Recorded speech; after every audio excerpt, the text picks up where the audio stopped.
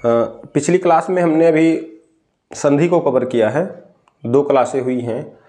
संधि में हमने क्या पढ़ा है? संधि 3 प्रकार की होती है, स्वर संधि, व्यंजन संधि, विसर्ग संधि। स्वर संधि में हमने 5 प्रकार को पढ़ा है। 5 प्रकार से क्या पढ़ा है? सबसे पहले हमने जो पढ़ी है वो पढ़ी है कौन सी? दीर्घ स्वर संधि।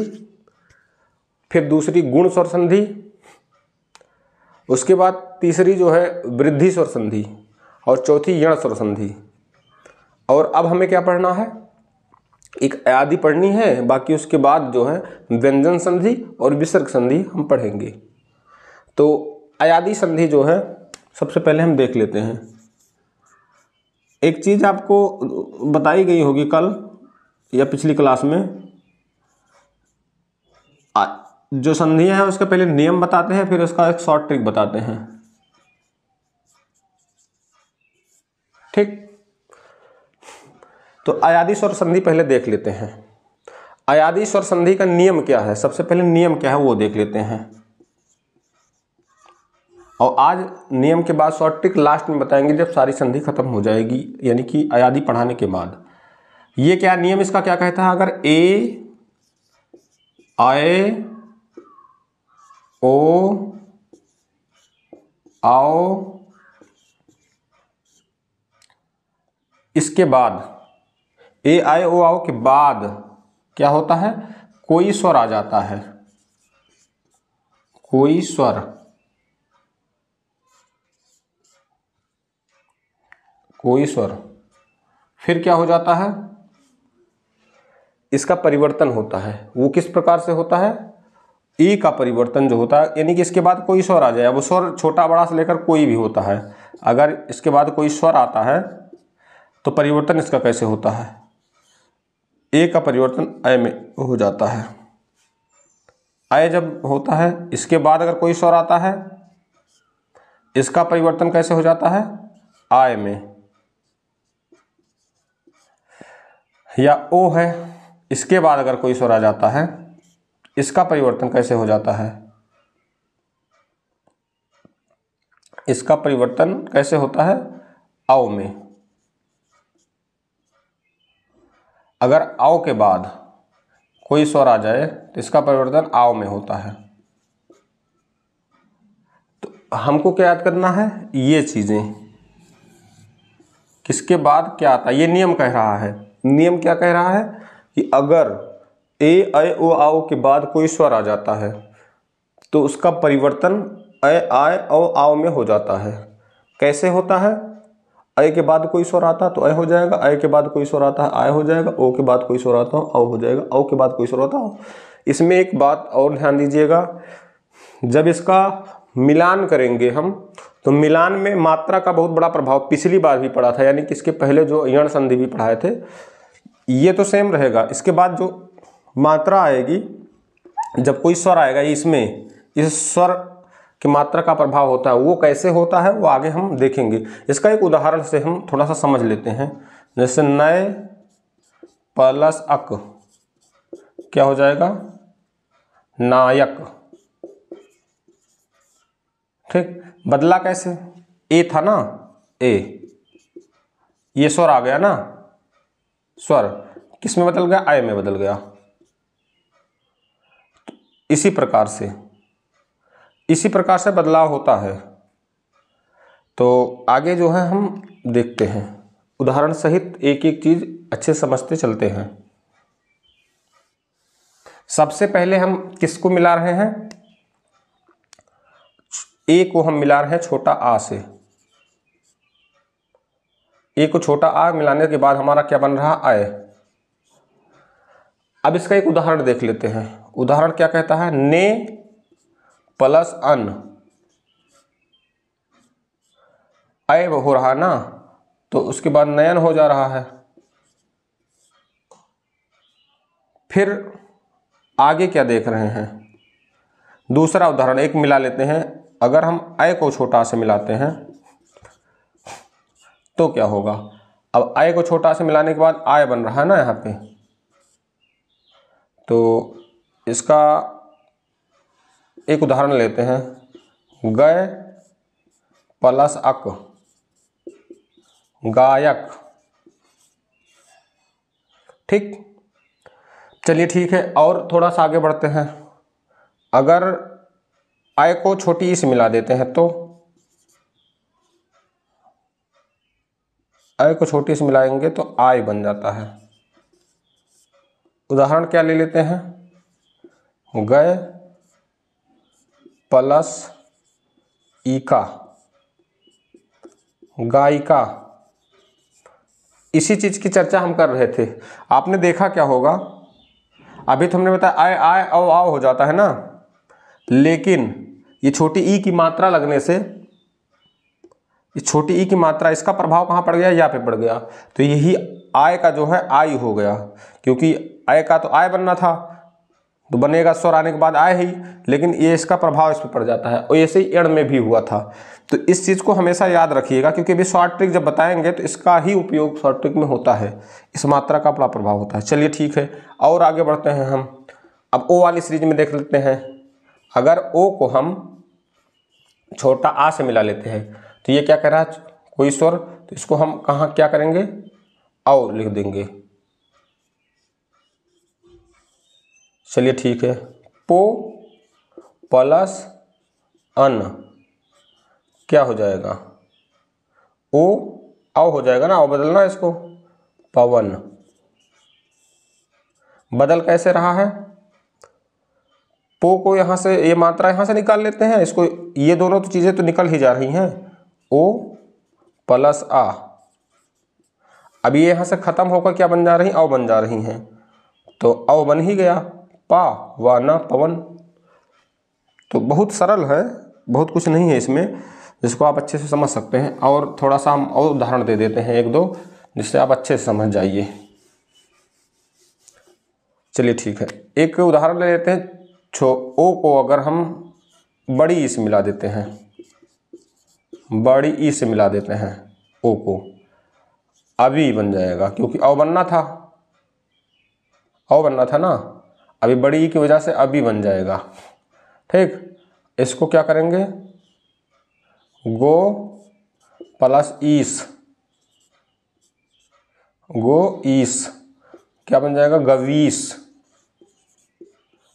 तो आप समझ ही रहे होंगे, ये दोनों मात्राएं जब निकलेंगी यहाँ से, ओ प्लस बड़ी, तो ये खत्म हो जाती हैं, परिवर्तित होकर क्या आ जाती हैं, वह बन जाती हैं। तो उसका परिवर्तन कहाँ हो जाता है, अभी में हो जाएगा, अभी। तो अभी हो जा रहा है, गवीस। ठीक, बहुत सरल है। चलिए ठीक है, और एक आध उदाहरण देख लेते हैं हम। औ को अगर आ से मिला देते हैं, औ प्लस आ, आओ हो जाएगा। नियम कह रहा है, औ को स्वर से मिलाएंगे तो आओ हो जा रहा है। क्या उदाहरण देख रहे हैं इसका, पौ प्लस अक, पावक। बहुत सरल है, आओ प्लस आ, आओ होगा, आओ, यहाँ पे आओ आ रहा है ना, पा के बाद आओ, पावक। तो बस यही है और कुछ नहीं है। चलिए एक उदाहरण और देख लेते हैं हम। औ को अगर ई से मिला लेते हैं, औ प्लस ई, आवी, अभी हो रहा था, अब की बार आ भी है। आ भी का उदाहरण क्या लेंगे हम, नौ प्लस इक क्या हो जाएगा, नाविक। बहुत सरल है। एक उदाहरण लास्ट और देख लेते हैं। अगर औ को ऊ से मिला लेते हैं, औ को ऊ से मिला लेते हैं, क्या बन जाएगा, औ को कोई स्वर आ रहा हो के बाद तो आओ बन रहा है, लेकिन इसका मात्रा जो यहाँ पे पड़ रहा था, आओ कर देंगे इसको। तो एक उदाहरण इसका लेते हैं, भव प्लस उक, तो क्या हो जाएगा, भावुक। ये हमारी अयादी संधि है। अयादी संधि काफ़ी सरल है। इसका शॉर्ट ट्रिक कैसे पहचानेंगे हम, ये संधि जब आ जाती है तो आपने देखा होगा, यही चार चीज़ याद कर लीजिए आप।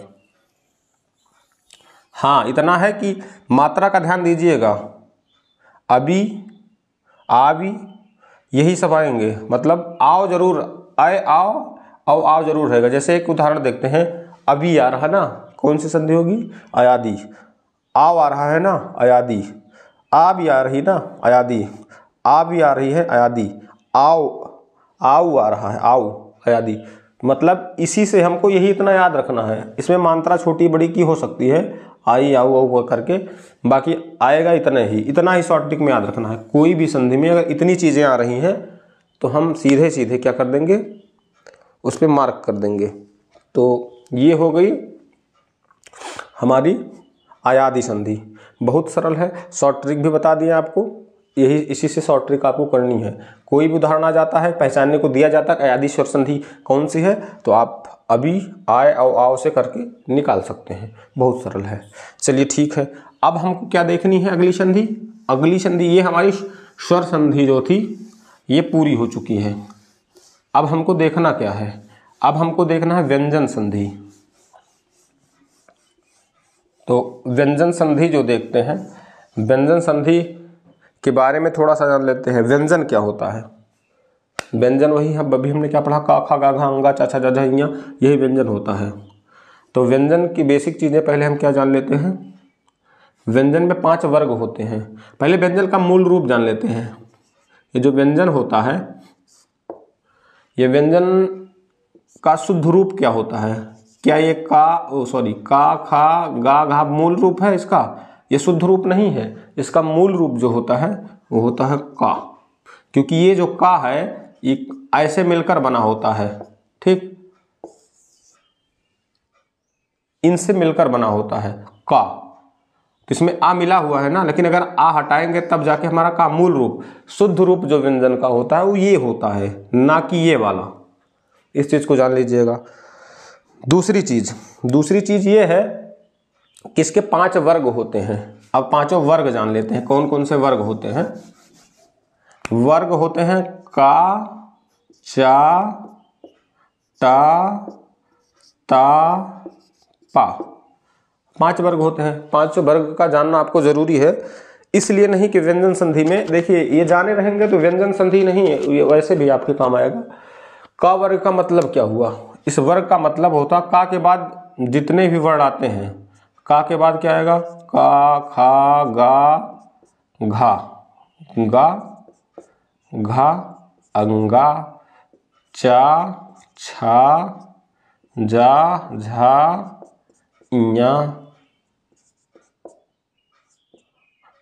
टा ठा डा ढा अड़ा, ता था दा धा ना, पा फा बा भा मा। ये क्या है? आपके वर्ग हो गए।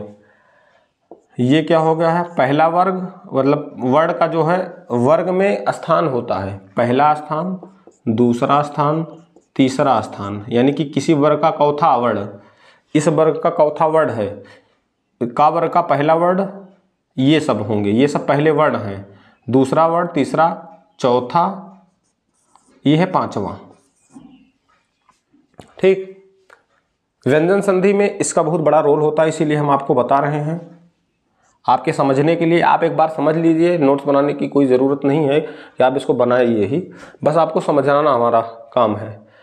आपने देखा 5 वर्ग हो गए। 5 वर्ग का स्थान कौन सा है? पहला वर्ण, का वर्ग का पहला वर्ण का चा टा ता पा, दूसरा वर्ण खा छा ठा था फा। इस प्रकार से वर्ण होते हैं, ठीक। ये 2 चीजें हैं जिससे आप व्यंजन संधि आपके लिए बहुत आसान हो जाएगी। अब हम व्यंजन संधि के बारे में जान लेते हैं। व्यंजन संधि क्या कहती है? व्यंजन संधि क्या कहती है? व्यंजन संधि कहती है कि व्यंजन के बाद, किसी भी व्यंजन के बाद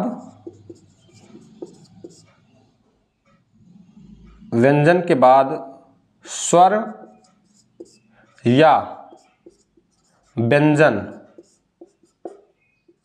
स्वर या व्यंजन, सिर्फ स्वर की बात नहीं हो रही यहाँ पे, स्वर या व्यंजन, कोई व्यंजन हो उसके बाद कोई स्वर या व्यंजन आने से जो परिवर्तन होता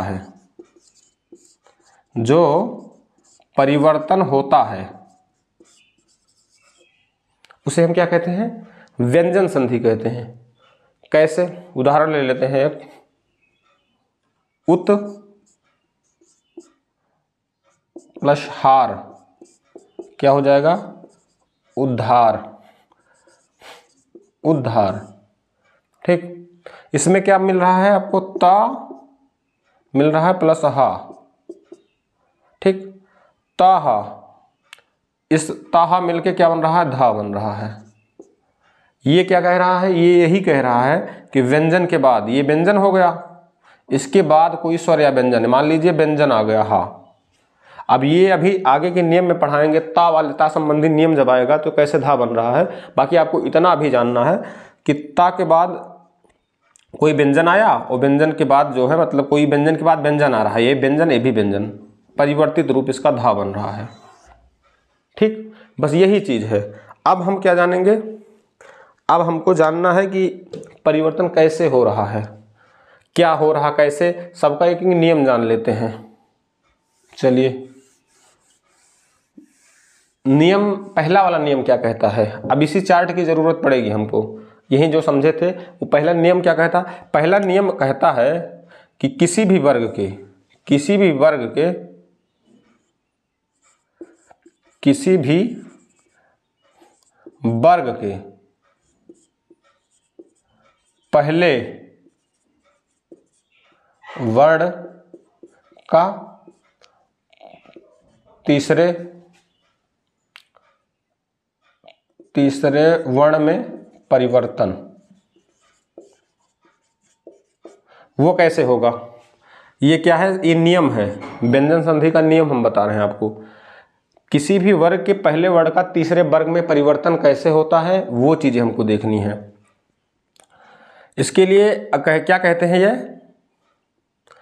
अगर ये पहला वर्ण है, ये किसी का भी पहला वर्ण हो, ये किसी वर्ग का, ये तो वर्ग हो गया ना, किसी वर्ग का पहला वर्ण, यानी कि का चा टा ता पा, इसका जो है मेल, पहले वर्ण का मेल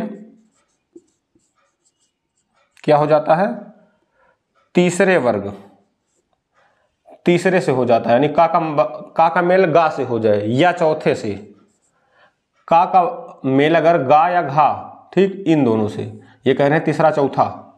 पहला नियम क्या कहता है, पहले वर्ण का मेल, यानी का मेल गा या घा से हो जाए, गा या घा। एक चीज और आता, अंतस्थ, अंतस्थ व्यंजन, अंतस्थ व्यंजन के बारे में आप जानते हैं, यार अलावा,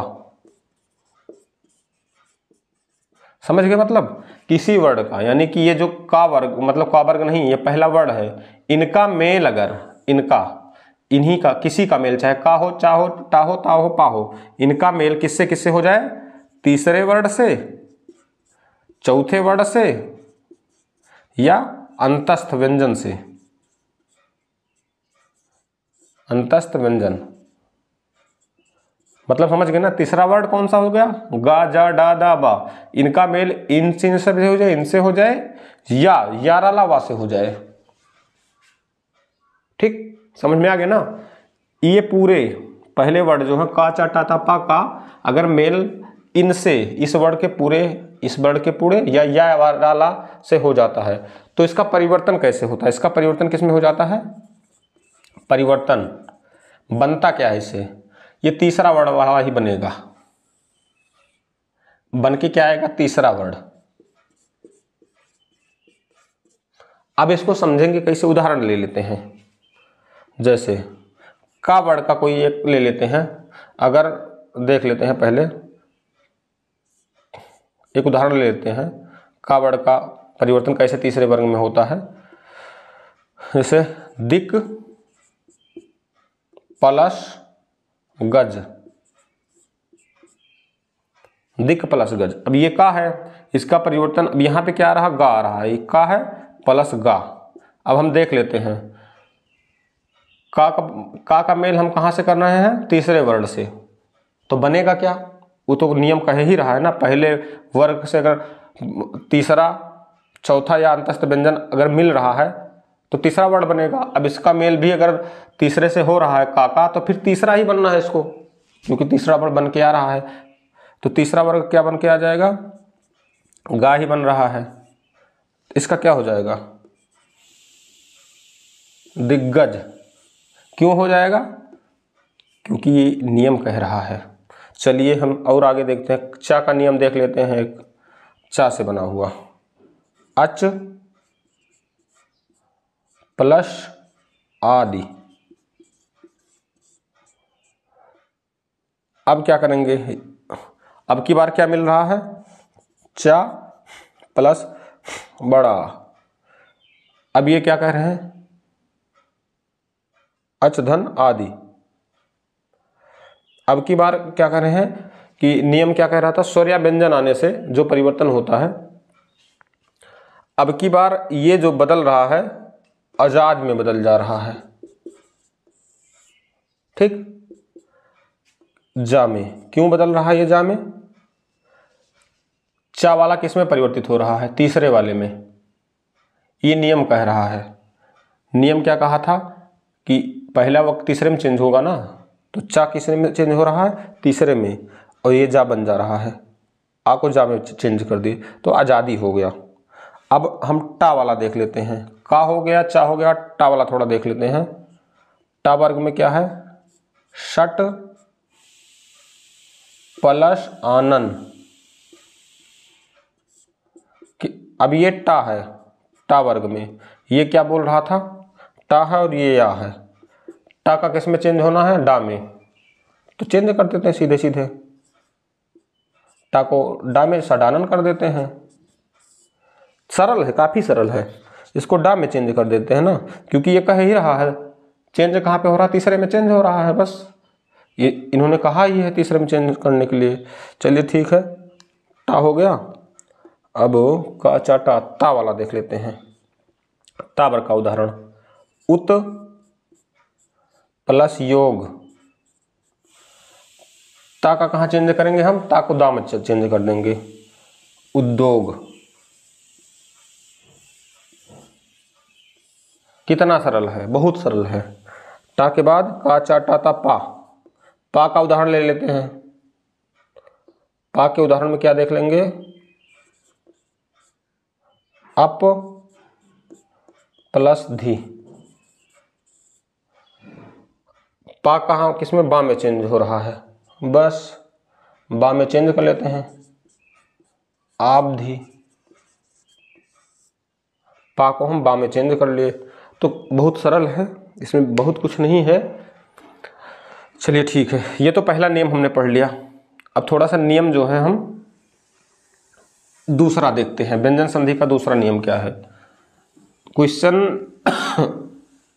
जो होता है बहुत ज़्यादा तो नहीं आते व्यंजन से, लेकिन पढ़ना है हमको, क्योंकि जानना तो सब कुछ है। तो इस प्रकार से हम पढ़ लेते हैं और आराम से पढ़ेंगे एक बार ना, तो आसानी से आपको आ जाएगा। दूसरा नियम क्या कहता है? शिखंड नियम क्या कह रहा है? ये कह रहा है कि पहला का पांचवें में परिवर्तन होता है। पहला का पांचवें में परिवर्तन, इसका मतलब समझ गए आप? पहले वर्ग का पांचवें में परिवर्तन कैसे होता है? ये पांचवा जो है,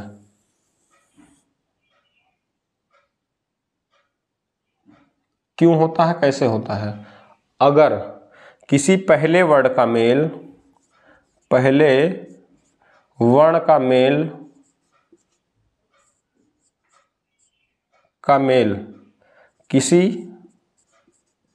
अनुस्वार, विशेष रूप से सिर्फ ना और मां की बात हो रही है, तो ये किस में परिवर्तन हो जाएगा? किसी पहले वर्ण का मेल अगर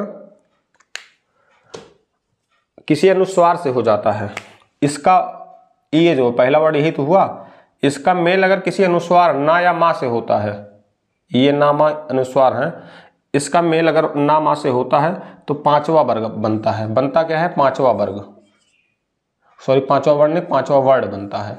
यही है पांचवे वर्ण, ये वर्ण है। वो कैसे है उसका उदाहरण देखेंगे तब समझ पाएंगे। उदाहरण में मान लीजिए एक हम देख ले, का वाला देख लेते हैं। वाक प्लस मैं, क्या आया इसमें? का। माँ से हो रहा है। अभी हमने क्या था ना, अनुस्वार की बात की थी, तो ये अनुस्वार ही ना, किस में बदल जाएगा, मांग,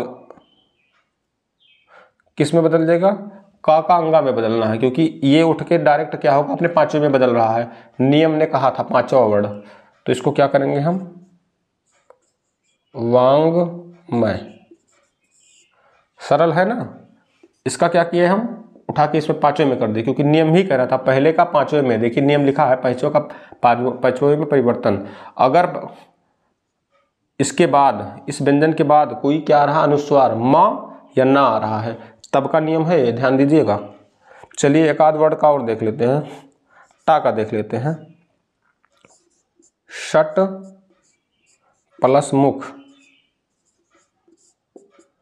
टा वाला वर्ग कौन सा, डा, अड़ा बन रहा है, तो इसको क्या करेंगे, षडमुख हो जाएगा।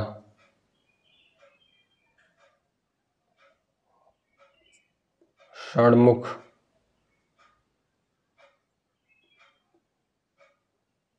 षडमुख।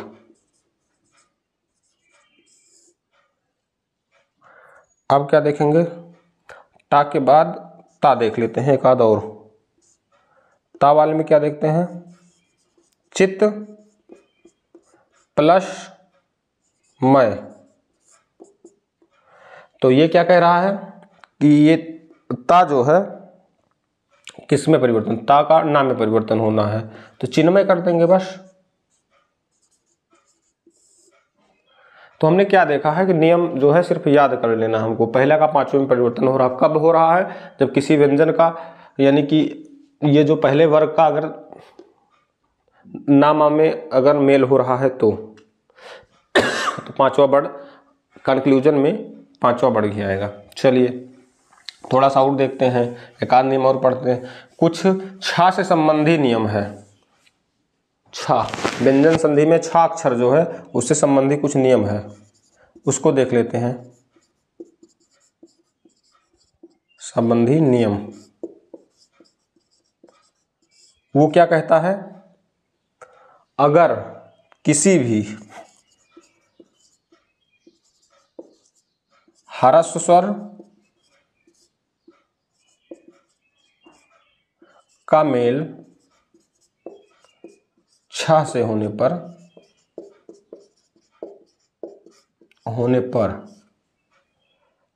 छा से पहले चा जोड़ दिया जाता है।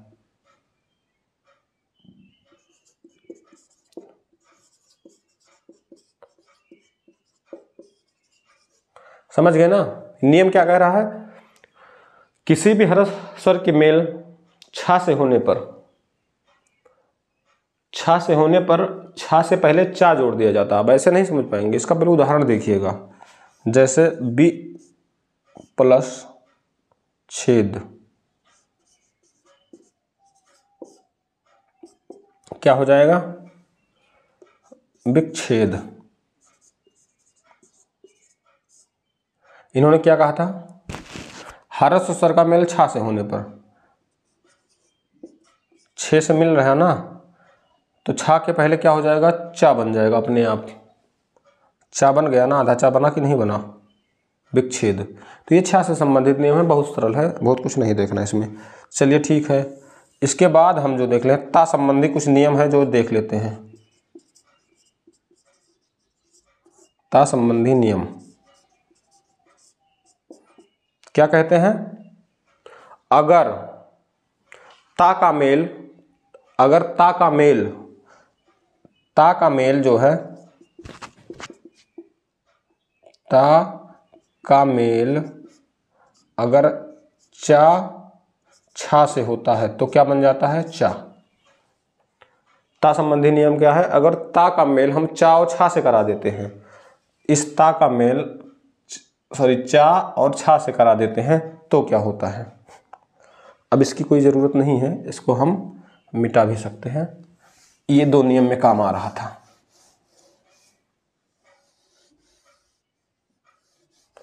यदि ता का मेल चा छा में होता है तो क्या बन जाता है, चा बन जाता। कैसे हो जाता है, उदाहरण देखते हैं। उत प्लस चारण, अब ये ता है, इसका मेल किससे हो रहा है? चा से हो रहा है। ये देख रहे हैं ना, ता चा, तो फिर क्या बन जाएगा? चा बन जाएगा। तो इसका क्या हम बनाएंगे? उच्चारण। तो चारण तो पहले सा, यही ता को आधा ता जो था इसको आधा चा में बदल दिए हैं, बस कुछ नहीं करना है, बहुत सरल है। चलिए इसका उदाहरण और ऊपर देख लेते हैं हम। ता संबंधी और जो नियम है, अगर ता का प्रयोग ता का मेल जा और झा से कर लेते हैं, जा झा से करने पर क्या बन जाएगा? जा बनता है। अगर ता का मेल जा झा से करते हैं तो बनता क्या है? जा बनता है। वो किस प्रकार से बनता है? उदाहरण से देखते हैं। उत प्लस ज्वल। अब ये क्या है? ता का मेल किससे कर रहे हैं? ता है, इसका मेल हम जा से कर रहे हैं, अगर जा से, तो ये क्या बना रहे हैं? जा बना रहे हैं। इसको जा बना दे रहे हैं, तो क्या करना है? हम भी वही कर देते हैं, आधा जा उज्ज्वल कर देते हैं। इसको ता को हम जा में बदल देंगे, क्योंकि नियम ही कह रहा था जा बदलने को। ये नियम कह रहा है ना कि ता का मेल अगर जा झा से होता है तो हम जा बना देते हैं, उज्ज्वल हो गया। चलिए ठीक है, अब दूसरा नियम एक देख लेते हैं। एक नियम ये कहता है कि अगर ता का मेल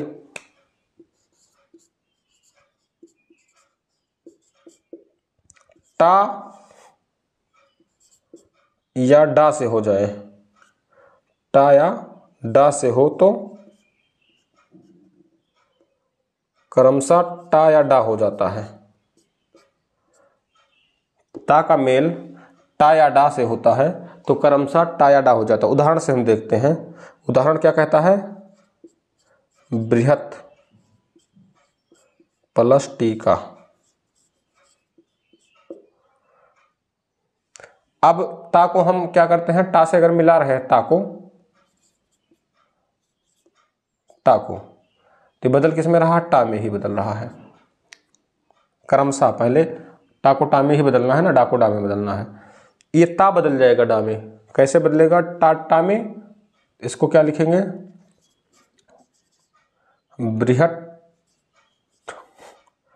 बृहत टीका। ये टा है, ठीक, बृहत टीका हो जाएगा। किस प्रकार से बदला? बहुत आसानी से। फिर एक नियम और देख लेते हैं। अगर टा का प्रयोग, अच्छा डा वाला भी एक उदाहरण देख लेते हैं। टा वाला तो हो गया, एक डा वाला देख लेते हैं। उत प्लस डयन।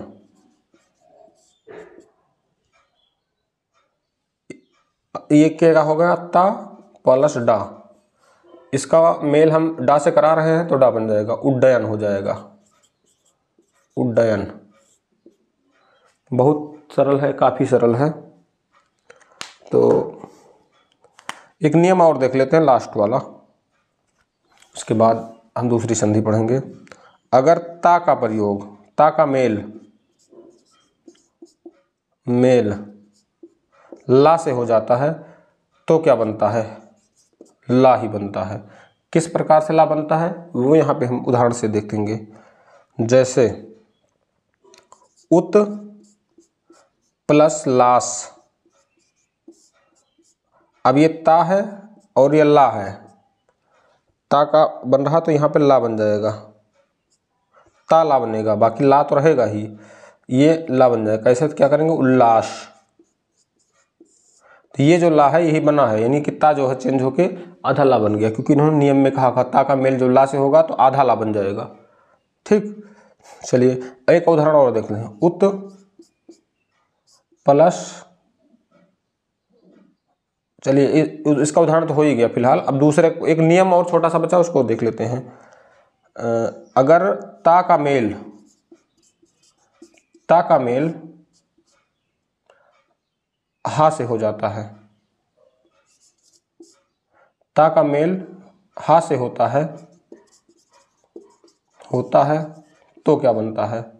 तब दा या धा बनता है। कैसे बनता है दोनों का देख लेते हैं, एक एक उदाहरण। उत प्लस हार, ता है ये प्लस हा है, तो इन्होंने हा से मिलाया है ता को, तो बन क्या रहा है, दा। दा बन रहा है ना, क्योंकि इन्होंने कहा था। क्या करेंगे, उद्धार। एक उदाहरण और ले लेते हैं।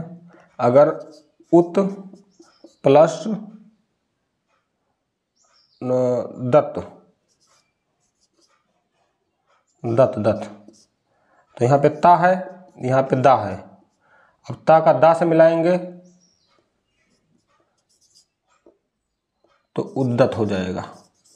तो इस प्रकार से जो है ये व्यंजन संधि के कुछ नियम थे जो आप देख रहे हैं।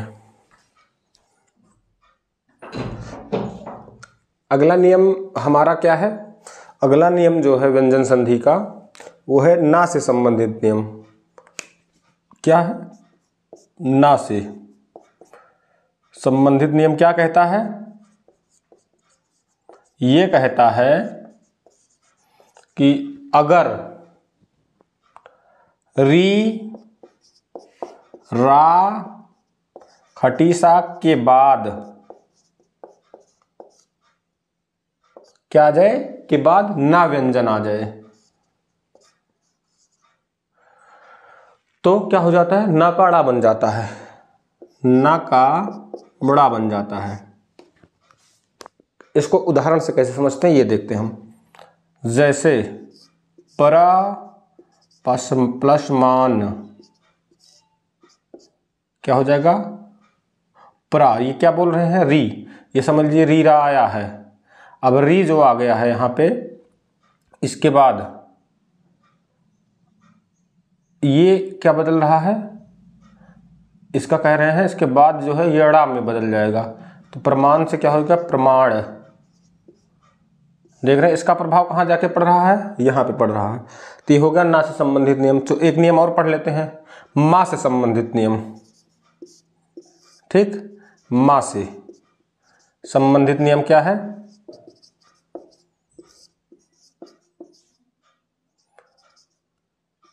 यदि माँ का मेल जो है का से हो जाता है,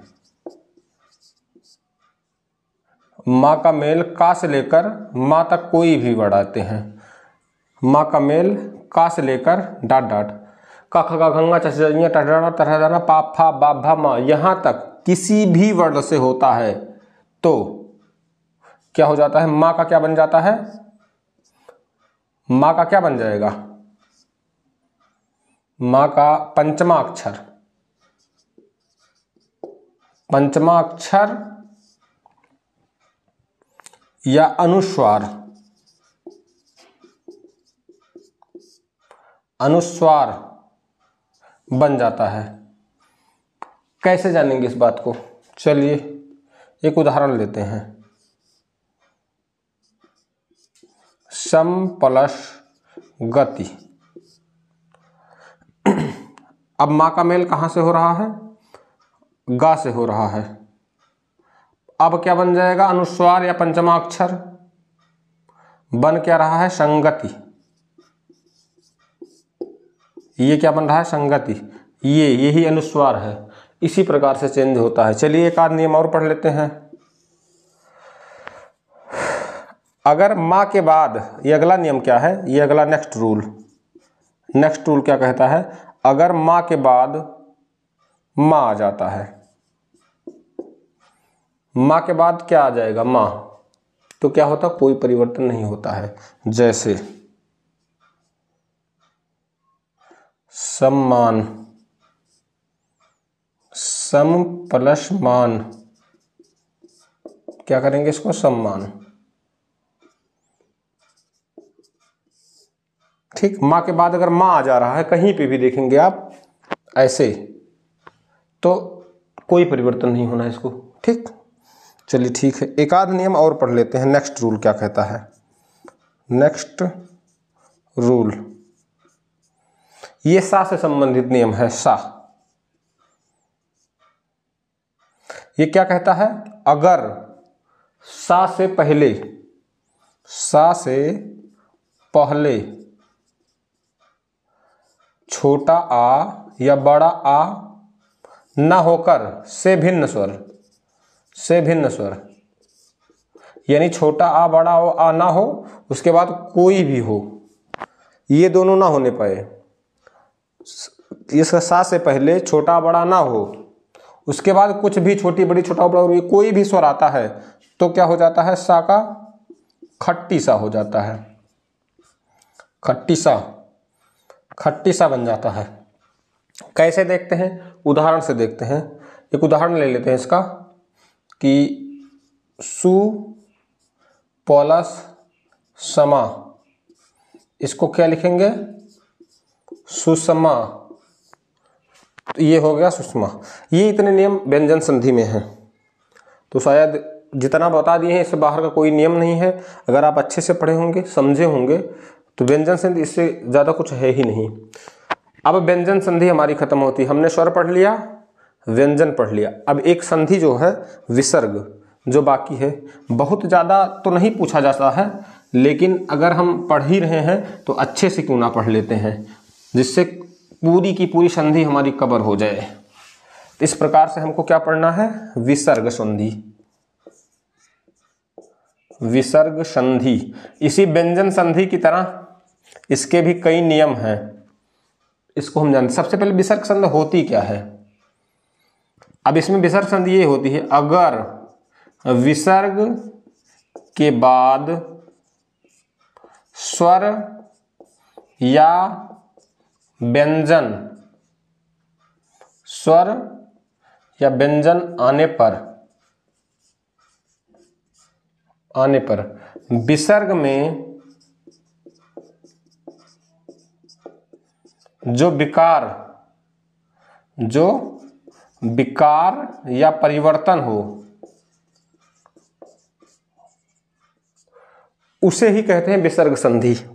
उदाहरण से देखते हैं क्या, जैसे मनः धन योग, मनः प्लस योग क्या हो जाएगा, मनो योग। ये क्या कह रहे हैं, स्वर या व्यंजन विसर्ग में जो विकार परिवर्तन। अभी क्या था, यहाँ पे मनः था, यहाँ पे ओ की मात्रा लग गई, ये हट गया, विकार परिवर्तन हुआ ना।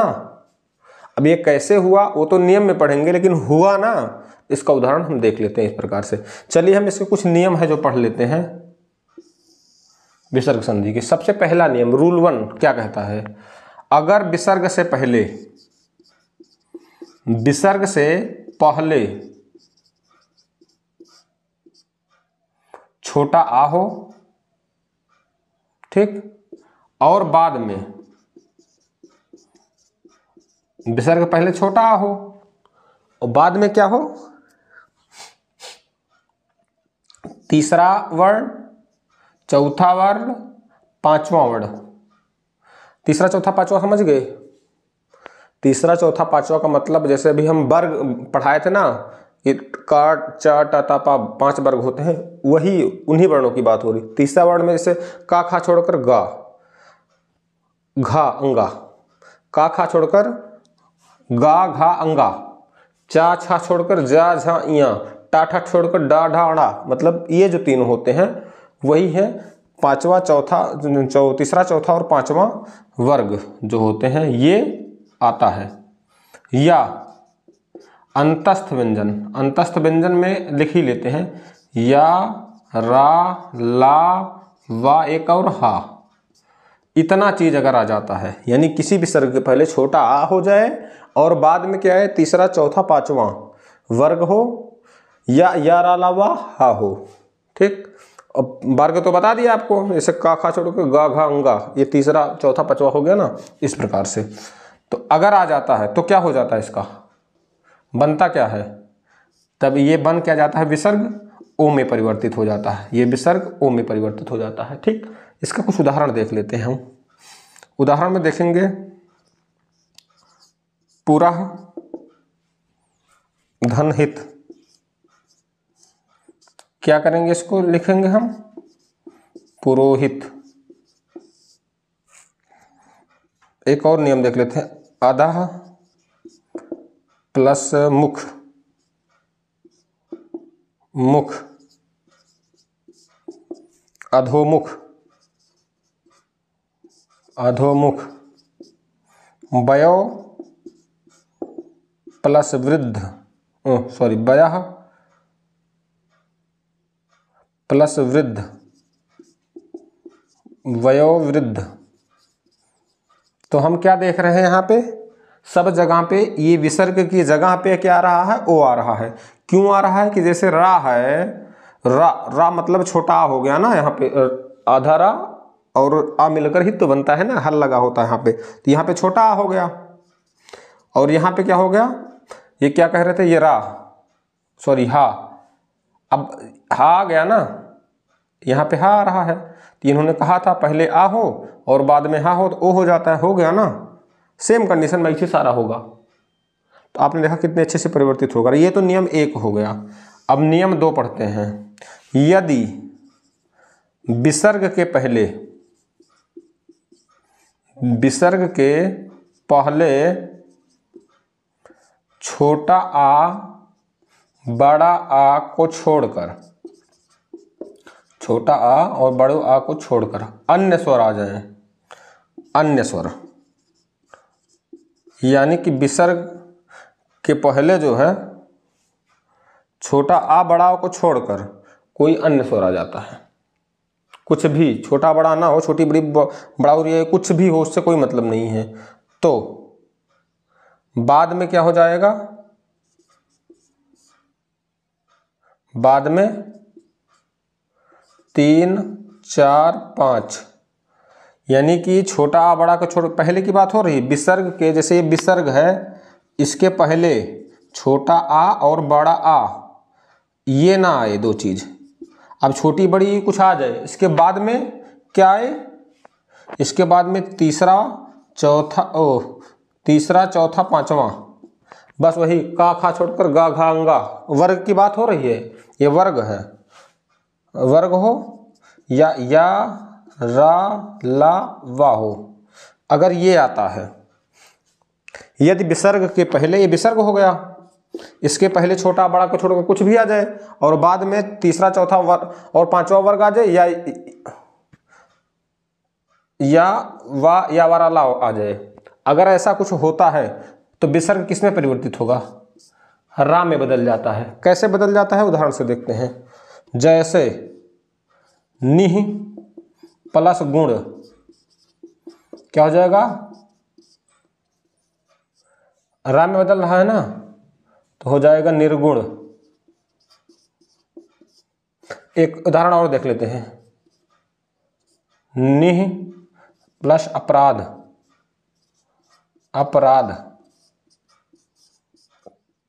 क्या आ जाएगा, निरपराध। इस प्रकार से बदल रहा है।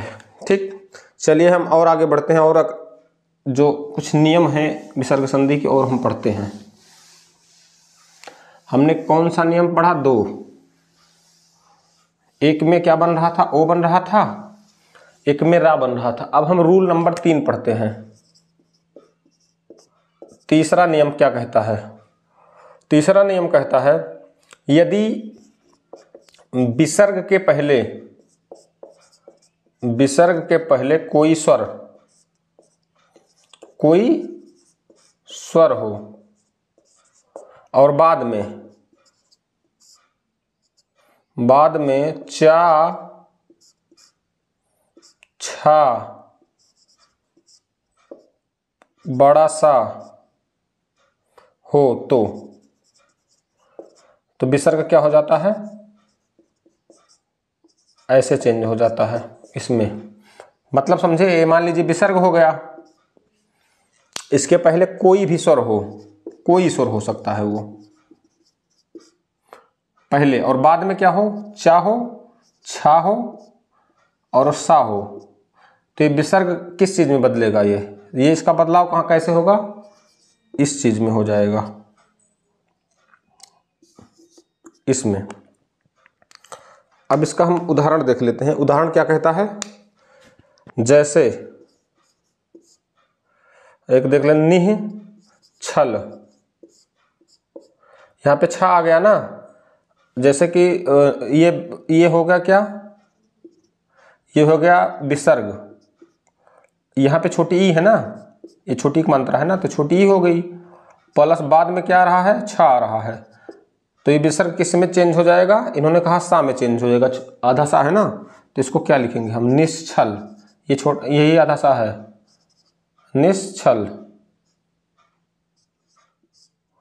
ठीक, चलिए ठीक, अब एक उदाहरण और ले लेते हैं। उदाहरण कौन सा रहेगा, दुह प्लस चरित्र। क्या करेंगे इसको,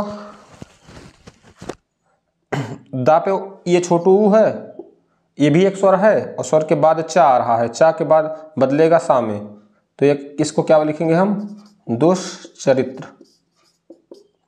तो इस प्रकार से देख रहे हैं, बड़े अच्छे से नियम फॉलो भी हो रहा और अच्छे से होता भी जा रहा। नियम 3 हमने पढ़ लिया, 2 नियम और पढ़ लेते हैं। अब एक चौथा नियम पढ़ लेते हैं, 3 नियम जब हो गया है, चौथा नियम क्या कहता है कि विसर्ग के पहले, यदि विसर्ग के पहले छोटा ई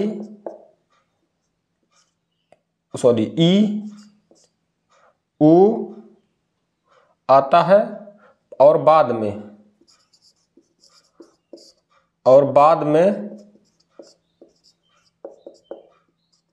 का, खा, टा, ठा, पा, फा आता है, तो क्या बन जाता है, खट्टी सा बन जाता है। समझ गए मतलब ना, जैसे विसर्ग हो गया, इसके पहले छोटी ई हो और छोटा ऊ हो, और बाद में क्या हो, बाद में का हो, खा हो, टा हो, ठा हो, पा हो, फा हो। अब इसको कैसे याद करेंगे, इतना बड़ा वर्ग देखा है ना आपने, का, चा, टा, ता, पा, 5 वर्ग होते थे ना, सब वर्ग का खेल है समझ लीजिए। इसमें देखेंगे का, खा, 3 वर्ग का इन्होंने क्या लिया है, दूसरा, पहला और दूसरा वर्ड लिए हैं, काखा हो गया चाचा छोड़कर, और टा वाले वर्ग में टाठा ले लिए हैं, पा वाले वर्ग में पाफा ले लिए हैं। ठीक, यही है। इसके बाद आने पे क्या बन क्या रहा है, खट्टी सा। अब इसको कैसे हम लिखते हैं, एक उदाहरण लेते हैं, नि प्लस ठुर क्या बन जाएगा, इन्होंने कहा कि छोटी अगर पहले हो तो छोटी था यहाँ पे ना, प्लस ठा है ना, बनना है, अगर ये पहले छोटी ई आ गया बाद में ठा आ गया तो बनना है इसको खट्टी सा। तो क्या करेंगे हम, निष्ठुर, निष्ठुर। एक आध उदाहरण और ले लेते हैं, नि फल, निष्फल। तो हमने देखा कितने अच्छे से जो है होता जा रहा है। एक नियम लास्ट और पढ़ लेते हैं। लास्ट नियम क्या कहता है, अगर, 5वां नियम है, विसर्ग के बाद यदि ता या था हो तो क्या बन जाएगा, विसर्ग के बाद अगर ता या था आ जाता है तो क्या बन जाता है, सा बन जाता है। कोई भी विसर्ग हो, पहले की बात नहीं की गई, इसमें बाद की बात ही की गई है। अगर ता या था आता है तो क्या करेंगे, बड़ा सा कर देते, मतलब ये वाला सा कर देते हैं छोटा सा। कैसे, न, नमः, धन, ते। इसको क्या लिखेंगे, विसर्ग के पहले की बात नहीं हो रही, बाद की बात, ता आ गया है तो इसको सा में कर देंगे, नमस्ते।